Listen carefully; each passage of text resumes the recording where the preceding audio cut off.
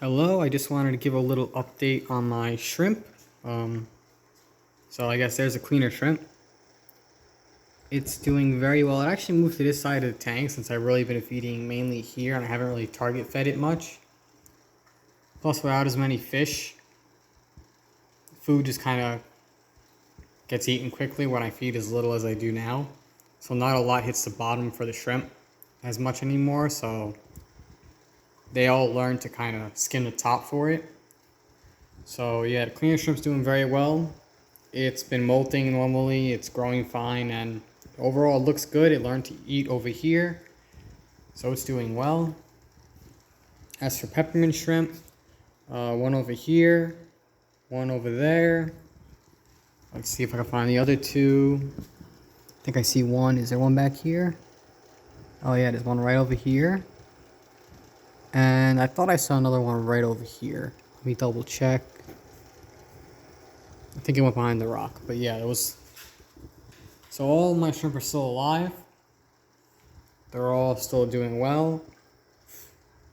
I'm gonna keep on looking for that other peppermint shrimp, see if it pops up.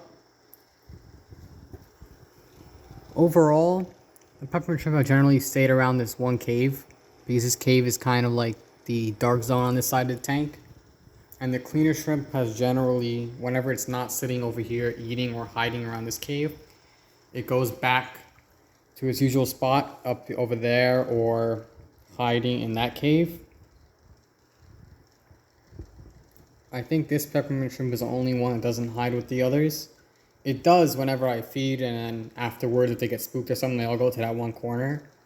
But it generally sticks to this one area right here and around this little dark zone.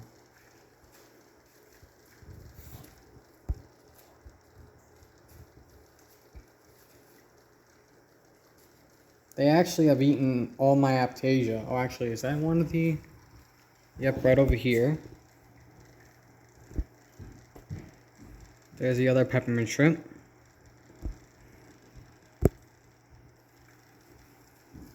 Well, they actually have eaten all my Aiptasia.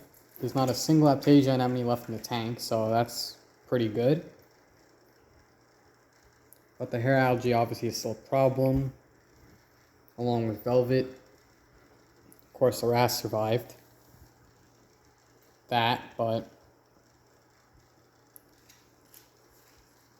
for now, it's really just a focus on the shrimp. And peppermint shrimp have really helped me with getting rid of Aiptasia, and it's nice to have this larger, cleaner shrimp around because it looks nice and it provides a little more movement to the tank that's basically empty.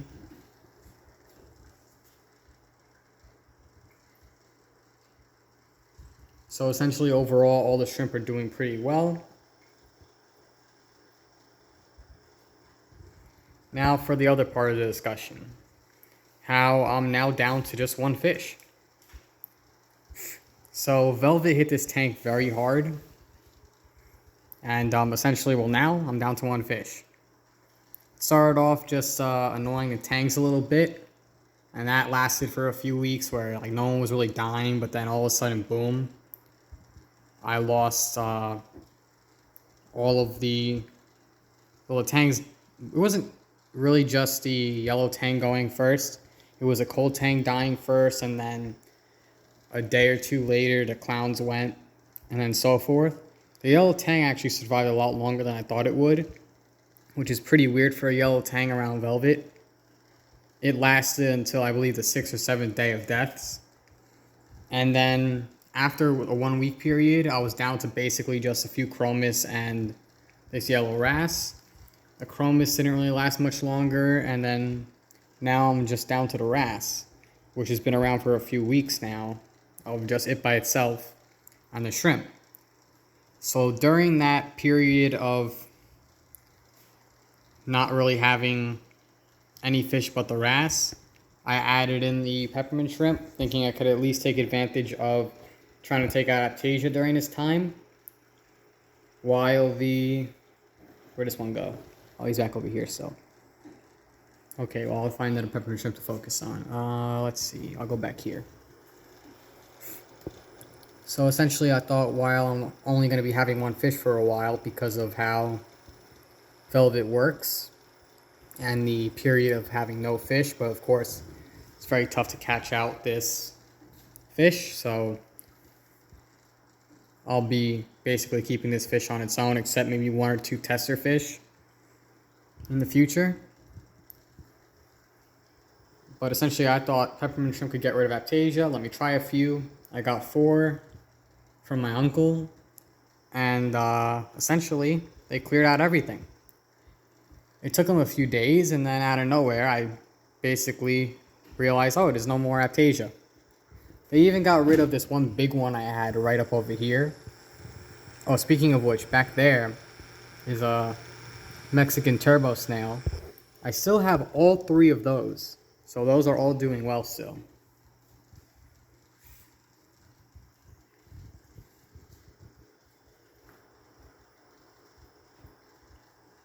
So essentially I'm just going to be running just basically as one fish for a while. To note, I did clean these pumps, but whenever I take out some hair algae from the upper rocks, more of it gets stuck on there, so that doesn't really help as much. But it's just the front, and it's not that bad. It doesn't really restrict flow too much, so I'm going to leave that as is. My plans now are going to be focused on just keeping this one fish alive, maybe testing 1 or 2 other fish, and continuously cleaning out as much hair algae as possible, along with making sure the pumps remain clean.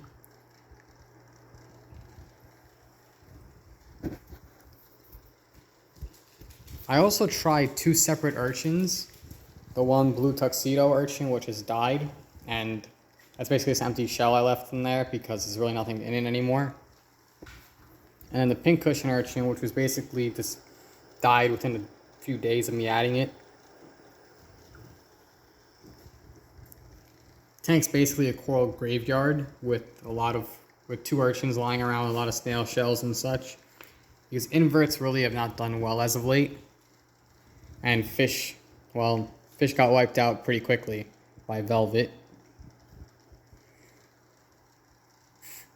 So essentially now I'm just going to focus on waiting to try tester fish. I'm not sure what I'm going to try.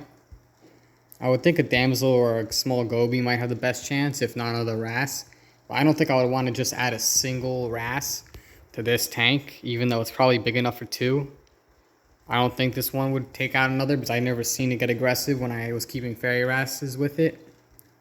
It didn't really bother them. It was the clowns that got annoyed at fairy wrasses, so I think another wrasse could work since they're usually velvet prone.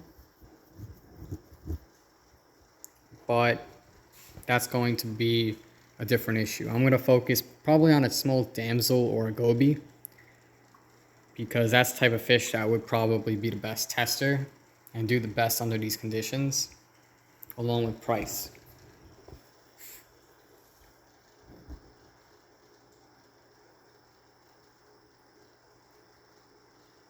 My focus really is on the shrimp right now too, because they're just doing so well. They actually use up a rather surprising amount of calcium and stuff whenever they molt, because I noticed they tend to molt around the same time, all of them. And when they do, they use up quite a bit, especially alkalinity, that kind of drops a bit. So that's something to watch to anyone else out there keeping shrimp and keeping a lot of shrimp. To watch those levels in case you just don't check them for a few months and then the shrimp suddenly can't molt. Okay, I think overall that's it for this video. There's not much else left for me to talk about. Actually, maybe I could think of one more thing. Let's see, is it back here? No, okay. I've had one of the Mexican turbos got a lot bigger than the other 2, even though I bought them all at the same size. And it's a really cool snail to look at, but it's hiding right now, so I'll just wait it out and maybe get a video of it later. So essentially that's it. The shrimp are doing well. The pumps are cleaner than they've been in a little while. I'm down to 1 fish because they're all dead except for 1.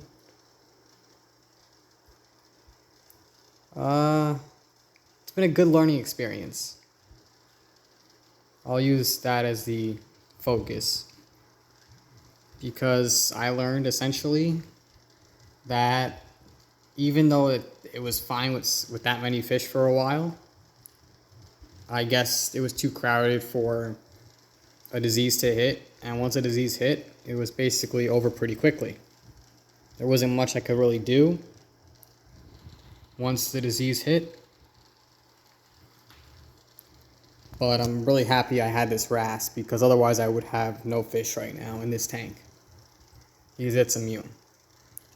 For the most part, I think yellow chorus wrasses are like always immune to velvet, or like 95% immune from what I've read about this genus, and especially yellow chorus wrasses.